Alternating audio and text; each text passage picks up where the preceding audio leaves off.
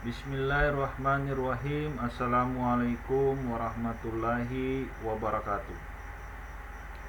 Alhamdulillah, alhamdulillahi rabbil alamin. Wassalatu wassalamu ala asrafil anbiya'i wal mursalin wa ala alihi wa ashabihi ajmain. Amma ba'd. Salam jumpa dengan kami dari Madrasah Aliyah Negeri Insan Cendekia, Kota Palu. Saya Hardi Ilzanto Jamal, SEMM, Guru Ekonomi. Kali ini berkesempatan untuk memberikan materi masalah ekonomi dalam sistem ekonomi. Materi ini kami sampaikan pada siswa kelas 10 SMA MA, baik peminatan IPA maupun peminatan IPS. Materi ini disampaikan pada semester ganjil di kelas 10 dengan kompetensi dasar mendeskripsikan masalah ekonomi dan sistem ekonomi. Tujuan dari pembelajaran ini, siswa diharapkan mampu mendeskripsikan atau menguraikan tentang masalah ekonomi dan sistem ekonomi. Oleh karena itu, kami langsung pada inti dari pokok bahasan masalah ekonomi dan sistem ekonomi. Apa itu masalah ekonomi? Masalah pokok ekonomi dalam masyarakat ini berkaitan dengan kebutuhan hidup. Kebutuhan hidup yang selalu berhadapan dengan masalah-masalah ekonomi. Beberapa orang, bahkan jutaan orang, memiliki kebutuhan yang berbeda. Seorang tentu dalam memenuhi kebutuhannya, dalam menggunakan akal pikiran, tentu harus kreatif, dan kreativitas itu diwujudkan dalam bentuk bagaimana mencari dan mengelola pilihan-pilihan sumber daya yang bisa digunakan. Jadi masalah pokok ekonomi adalah, intinya adalah pemenuhan kebutuhan hidup yang bagaimana menggunakan akal pikiran dan sikap kreatif untuk mengelola alternatif pilihan sumber daya. Kemudian, sikap mandiri dalam melakukan produksi perlu mempertimbangkan masalah pokok ekonomi yang berkaitan dengan masalah produksi, masalah distribusi, dan masalah konsumsi. Pada masalah pokok ekonomi modern, hal ini dirumuskan dalam suatu pertanyaan. Apa, bagaimana, dan untuk siapa? Artinya, apa yang akan diproduksi, bagaimana cara memproduksi, dan untuk siapa hasil produksi tersebut. Dalam masalah ekonomi klasik yang diuraikan oleh beberapa pakar ekonomi dunia sebelumnya, seperti yang diuraikan oleh para pakar seperti Adam Smith, David Ricardo, John Stuart Mill, inti pemikiran ekonomi klasik adalah mencapai kemakmuran. Kemakmuran tercapai jika semua barang dan jasa yang dibutuhkan manusia itu sudah tersedia. Ini pokok pikiran ekonomi klasik. Jadi menurut ekonomi klasik, masalah ekonomi untuk mencapai kemakmuran, semua barang dan jasa yang dibutuhkan manusia itu sudah tersedia. Lanjut. Masalah produksi. Yang pertama, masalah produksi adalah masalah yang menyangkut bagaimana memproduksi barang dan jasa yang dibutuhkan orang banyak. Cara menggunakan bahan mentah, modal, tenaga kerja, dan teknologi. Pemikiran di sini adalah melakukan produksi untuk memenuhi kebutuhan masyarakat secara umum. Kemudian masalah distribusi. Masalah yang selalu dihadapi oleh produsen. Baik masalah produksi maupun masalah distribusi ini dihadapi oleh para produsen. Bagaimana produsen menghadapi ini? Produsen melakukan proses produksi adalah bagaimana supaya benda-benda tersebut bisa sampai kepada konsumen yang membutuhkan. Jalur produksi tepat agar barang sampai di tangan konsumen. Kemudian sistem distribusi klasik adalah melalui transaksi langsung antara produsen dan konsumen yang dilakukan di pasar. Selanjutnya, yang dihadapi oleh konsumen adalah masalah konsumsi. Masalah konsumsi menyangkut permasalahan apakah benda pemuas kebutuhan yang diproduksi memang benda yang dapat dimiliki oleh konsumen, merupakan barang yang tepat, barang tersebut dibutuhkan, diinginkan, dan mampu dibeli konsumen.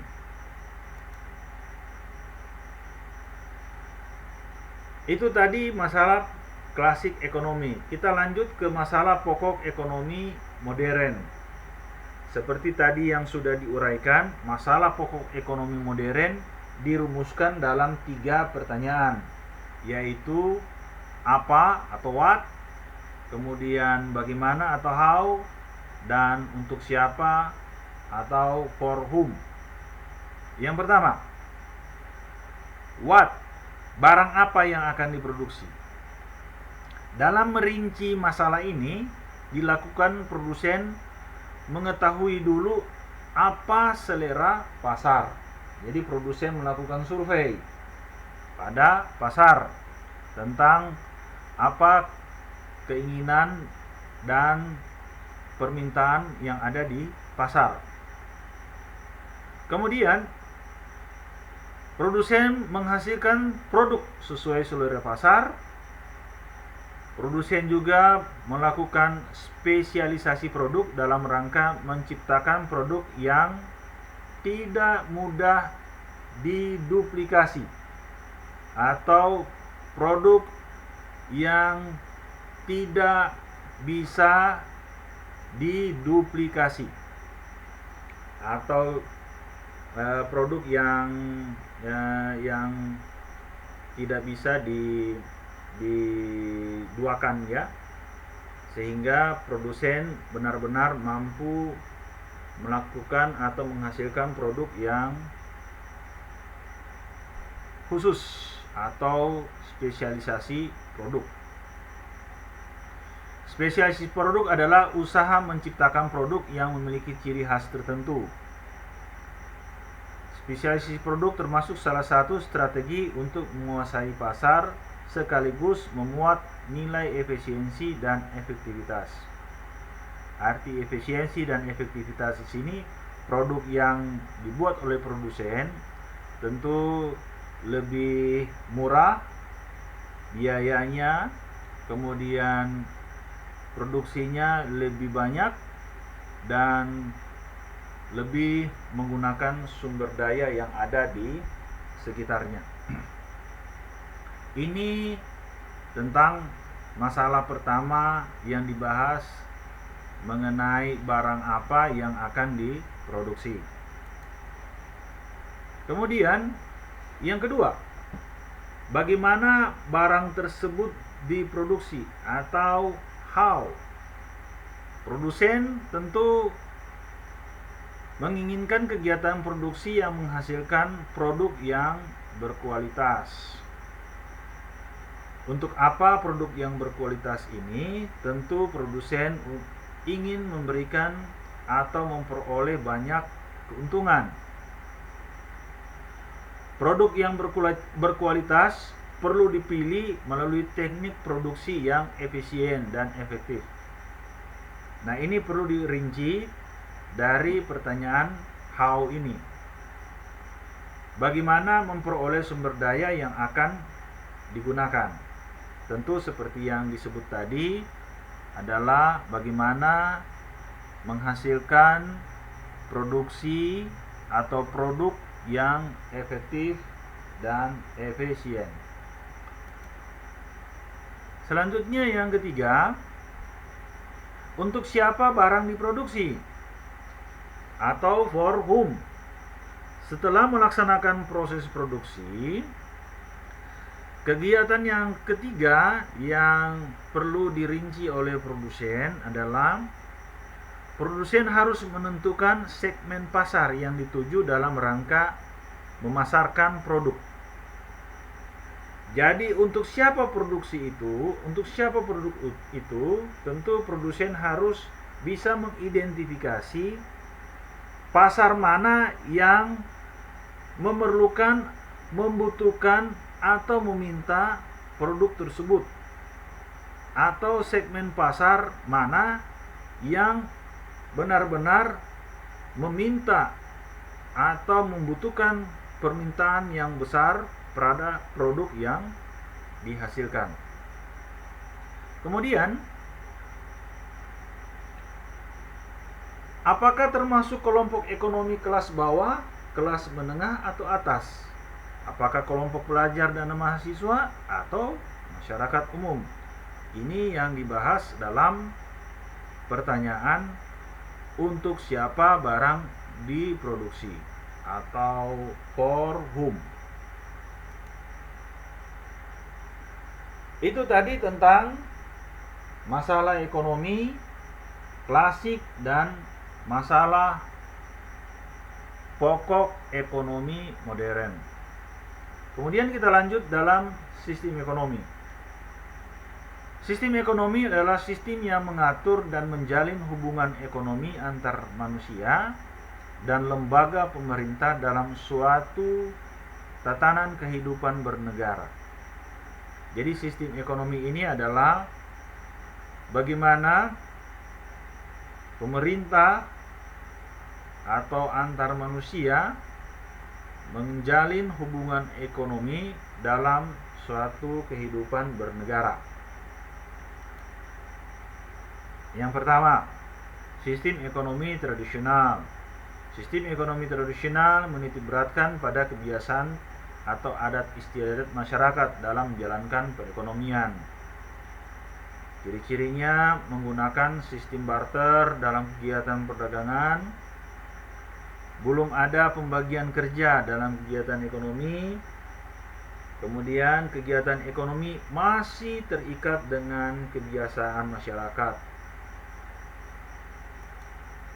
Kemudian teknik produksi dipelajari berdasarkan turun-temurun atau dari orang tua sebelumnya bagaimana caranya memproduksi, itu diikuti juga oleh generasi berikutnya. Masih sangat sederhana. Kemudian kekayaan alam menjadi sumber penghidupan utama, terutama tanah dan hutan. Jadi garapan tanah dan garapan hutan yang dikelola oleh orang tua itu diwarisi oleh generasi berikutnya. Kemudian pola hidup masyarakat masih bersifat kekeluargaan. Kalau di Indonesia namanya gotong royong. Kemudian alat dan teknologi produksi masih sangat bersifat sederhana. Ini ciri-ciri ekonomi tradisional. Apa kelebihannya dari sistem ekonomi tradisional? Yang pertama, mendorong hubungan kerjasama dan kerukunan sehingga terdapat keselarasan antar individu. Jadi ada gotong royong istilahnya. Kemudian yang kedua, barang dihasilkan untuk kelangsungan hidup masyarakat sehingga mengurangi pemborosan. Adat istiadat dan tradisi relatif terjaga. Itu yang ketiga. Yang keempat, alam relatif terjaga karena masyarakat masih cenderung menjaga kelestarian alam sekitarnya. Itu kelebihan dari sistem ekonomi tradisional. Kemudian apa kekurangannya? Yang pertama, lebih rentan karena bergantung pada kondisi alam. Jadi hanya mengandalkan keadaan dan kondisi alam. Kemudian yang kedua, standar biaya hidup masyarakatnya relatif rendah. Standar hidup masyarakatnya relatif rendah. Yang ketiga, teknologi yang digunakan sederhana dan tradisional. Jadi bisa dikatakan bukan teknologi ya, masih menggunakan alat yang sederhana atau alat tradisional. Kemudian yang keempat, cenderung menolak perubahan sehingga masyarakat kurang berkembang. Itu kekurangan dari sistem ekonomi tradisional. Kemudian yang kedua, sistem ekonomi komando atau sistem ekonomi terpusat. Sistem ekonomi terpusat, pemerintah berperan sebagai pengambil keputusan. Jadi sentral keputusan, segala keputusan tentang ekonomi ini dikuasai oleh pemerintah. Masyarakat tidak punya hak untuk mengambil atau berhak pada keputusan tentang ekonomi di negara ini. Sementara masyarakat berperan sebagai pelaksana saja. Sistem ekonomi terpusat menitik beratkan pada kekuasaan pemerintah yang mengatur penuh menata perekonomian negara. Contoh sistem ekonomi ini seperti di Rusia, Tiongkok zaman dulu, Korea Utara, dan Kuba. Kemudian, apa ciri-cirinya? Ciri-cirinya adalah yang pertama, sumber daya ekonomi dikuasai negara. Dua, sistem ekonomi diatur pemerintah. Tiga, jenis pekerjaan dan pembagian kerja diatur pemerintah. Keempat, kebebasan berekonomi masyarakat sangat terbatas. 5, hak milik pribadi tidak diakui. Jadi seperti tanah, rumah di negara itu masyarakat tidak diakui hak kepemilikannya. Kemudian yang keenam, tingkat harga dan bunga semuanya ditetapkan oleh pemerintah. Ini ciri-ciri sistem ekonomi komando.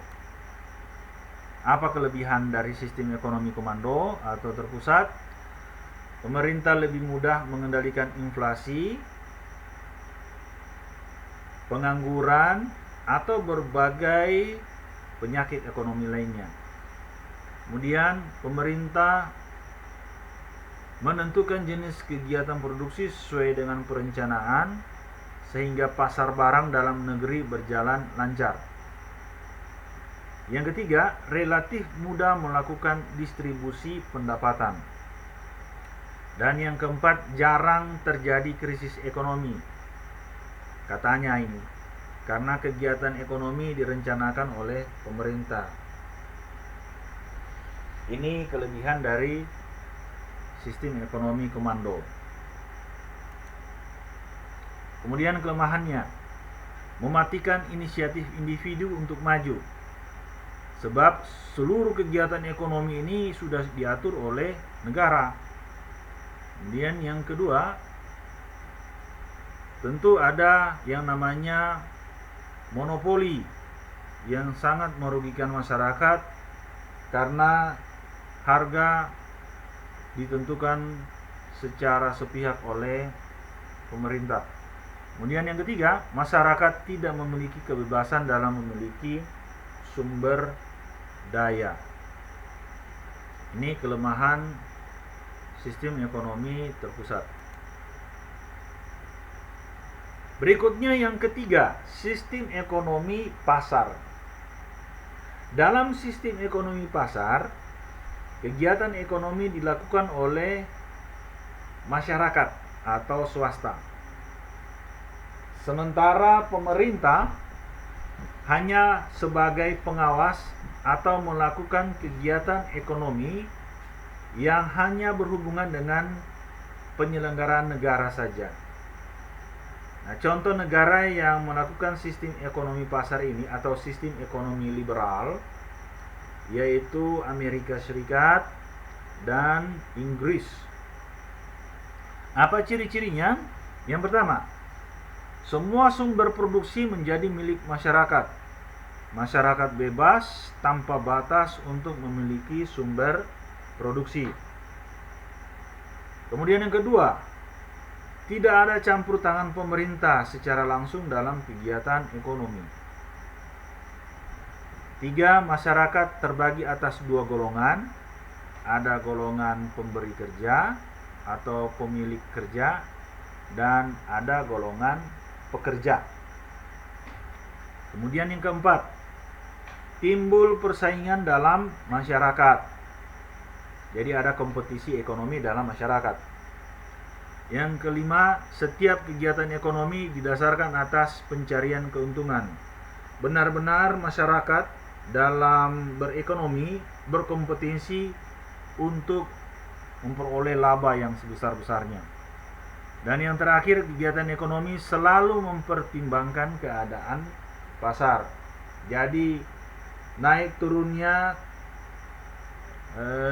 keadaan pasar ini sangat menentukan kegiatan ekonomi yang ada di sistem ekonomi pasar ini. Apa kelebihan dari sistem ekonomi pasar? Pertama, menumbuhkan inisiatif dan kreasi masyarakat dalam mengatur kegiatan ekonomi. Jadi dengan bebasnya masyarakat berkegiatan ekonomi, maka tentu tumbuh yang namanya inisiatif dan kreativitas dalam masyarakat. Kemudian, setiap individu bebas untuk memiliki sumber-sumber daya produksi. Dengan adanya kebebasan dalam memperoleh sumber-sumber produksi, individu tentu bebas juga dalam berkreasi untuk memiliki sumber-sumber produksi. Yang ketiga, timbul persaingan untuk maju. Karena kegiatan ekonomi sepenuhnya diserahkan kepada masyarakat. Dan yang keempat, menghasilkan barang-barang bermutu tinggi.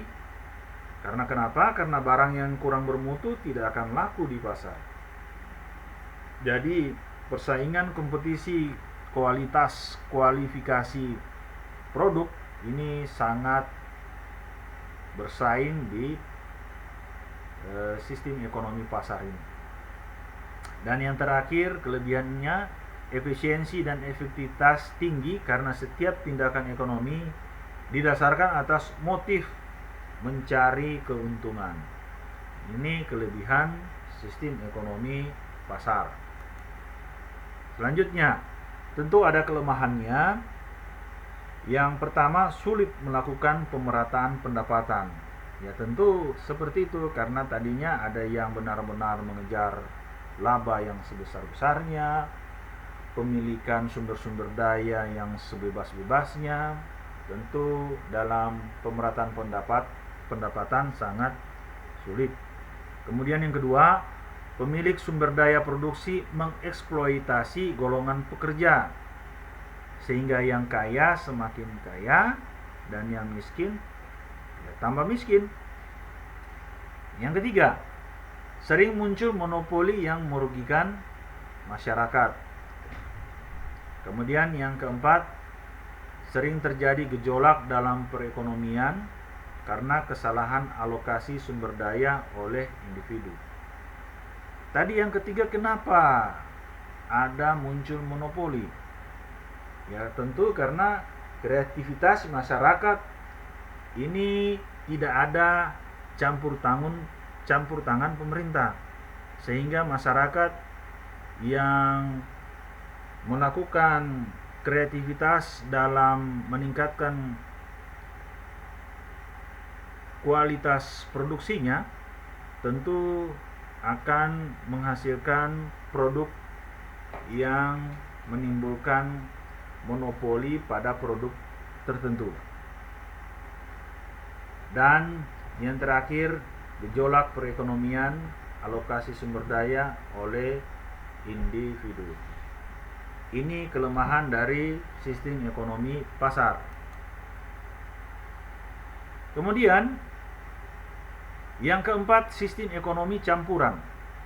Sistem ekonomi campuran ini maksudnya adalah pemerintah dan masyarakat berinteraksi dalam memecahkan masalah ekonomi.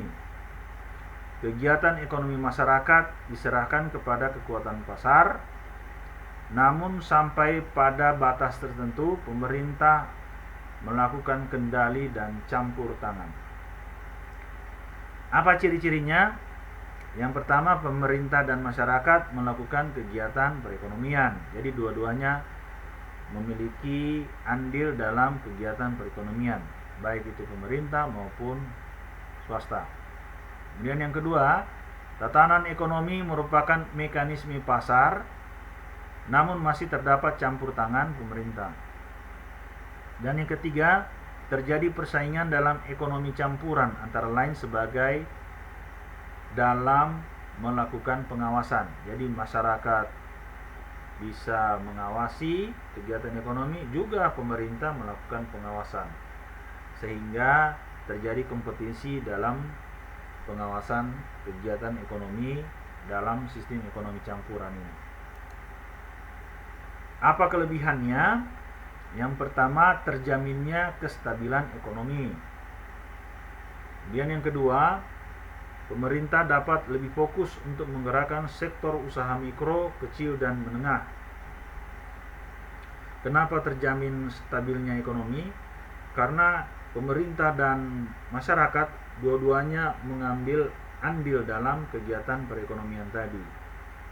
Kemudian, pemerintah dalam menggerakkan sektor usaha mikro, kecil, dan menengah lebih terfokus karena masyarakat yang bergerak dalam sistem ekonomi campuran ini berlomba-lomba dalam menggerakkan sektor usaha yang lebih besar. Kemudian yang ketiga, terdapat kebebasan sehingga mampu mendorong kreativitas dan inisiatif. Dan yang keempat, terdapat pengakuan atas hak milik individu terhadap sumber produksi meskipun ada pembatasan. Jadi yang membatasi ini adalah pemerintah. Kemudian kelemahannya apa? Terdapat kesulitan untuk menentukan batas kegiatan ekonomi yang seharusnya dilakukan pemerintah dan swasta. Kemudian yang kedua, terdapat kesulitan untuk menentukan batas sumber produksi yang dapat dikuasai oleh pemerintah dan swasta. Inilah kelebihan dan kelemahan dalam sistem ekonomi campuran. Bagaimana di Indonesia?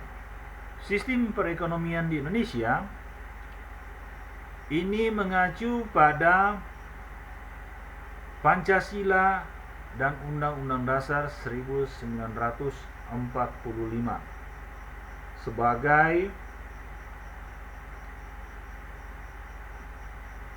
undang-undang atau hukum tertinggi di negara Indonesia. Di dalam undang-undang ini, terutama pada pasal 33 Undang-Undang Dasar 1945 yang berhubungan dengan sistem ekonomi di Indonesia. Bunyinya sebagai berikut. 1. Perekonomian disusun sebagai usaha bersama berdasar atas asas kekeluargaan. Jadi kegiatan perekonomian di Indonesia semuanya harus berdasarkan asas kekeluargaan. Kemudian yang kedua, cabang-cabang produksi yang penting bagi negara dan yang menguasai hajat hidup orang banyak dikuasai oleh negara.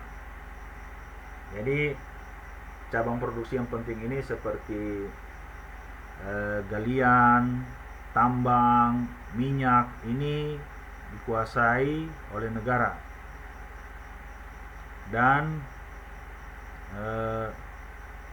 yang menguasai hajat hidup orang banyak ini harus benar-benar ditangani oleh pemerintah atau negara.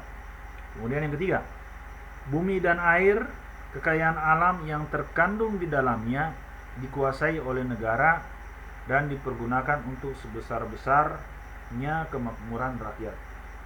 Jadi segala kekayaan alam yang ada di Indonesia ini dikelola dan ditangani oleh negara dan tujuannya untuk kemakmuran rakyat. Yang keempat, perekonomian berdasar atas demokrasi ekonomi dengan prinsip kebersamaan, efisiensi keadilan, berkelanjutan, berwawasan lingkungan, kemandirian, serta dengan menjaga keseimbangan, kemajuan dan kesatuan ekonomi nasional. Jadi sudah sangat lengkap apa yang diuraikan oleh pasal 33 Undang-Undang Dasar 1945 ini. Jadi sistem ekonomi di Indonesia dilaksanakan berdasarkan pasal 33 ini. Selanjutnya, apa yang harus dihindari dari sistem perekonomian Indonesia? Yang pertama, sistem ekonomi liberal yang bebas. Ini benar-benar harus dihindari, yaitu sistem ekonomi yang menubuhkan eksploitasi atau pemerasan terhadap manusia. Kemudian yang kedua, sistem ekonomi komando, yaitu sifat negara aparatur ekonomi yang terlalu dominan, mendesak dan mematikan karakter, potensi, daya kreasi masyarakat dalam berekonomi. Kemudian yang ketiga, adanya persaingan yang tidak sehat serta pemusatan ekonomi hanya pada satu kelompok atau biasa yang disebut dengan tindakan monopoli. Ini tentu sangat merugikan masyarakat. Kenapa? Karena kalau ada tindakan monopoli, harga tentu bebas ditetapkan oleh satu pihak. Selanjutnya, apa nilai-nilai dasar perekonomian Indonesia menurut Undang-Undang Dasar Pasal 33? Yang pertama, nilai usaha bersama. Perekonomian disusun atas dasar usaha bersama antara pemerintah dan masyarakat. Kemudian ada yang disebut dengan usaha vital, dikuasai oleh negara dengan keberadaannya badan usaha milik negara atau BUMN. Kemudian keputusan tentang anggaran pendapatan belanja negara atau APBN harus berdasarkan atas hak dan kedaulatan rakyat yang diwakili oleh anggota DPR. Berikutnya, tiap warga negara berhak atas pekerjaan dan penghasilan. Dan yang kelima, perekonomian nasional diselenggarakan berdasarkan demokrasi, ekonomi dengan prinsip, dengan kebersamaan, efisiensi, berkeadilan, berkelanjutan, berwawasan lingkungan, kemandirian, serta dengan menjaga keseimbangan. Inilah nilai-nilai dasar dalam sistem perekonomian Indonesia berdasarkan Undang-Undang Dasar 45 Pasal 33 yang sudah diuraikan sebelumnya. Demikianlah materi tentang sistem ekonomi dalam materi masalah ekonomi dalam sistem ekonomi. Demikian uraian materi ini. Terima kasih. Wallahu muwaffiq ila aqwamit thoriq. Assalamualaikum warahmatullahi wabarakatuh.